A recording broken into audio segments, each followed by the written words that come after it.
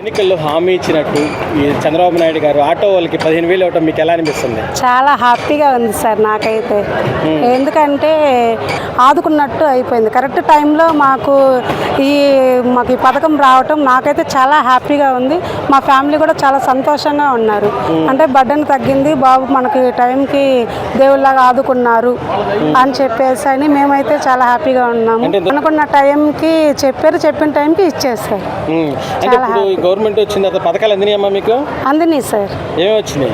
Gas, ఇంట్లో gas బండ్లు 2 బండ్లు వచ్చినాయి. మళ్ళీ తల్లికి వందనం వచ్చింది. చాలా హ్యాపీ సార్. మా ఫ్యామిలీకి సేవ్, అంటే మా వారు హ్యాండిక్యాప్డ్, సో దానివల్ల మాకు అంతో ఎంతో మా ఫ్యామిలీకి బాగా సపోర్ట్ అయింది.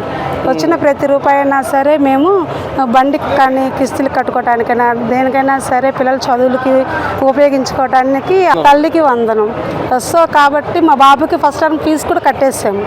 సో చాలా హ్యాపీ. అంటే గవర్నమెంట్ ఏం చెప్తాం అనుకుంటున్నారు మీరు?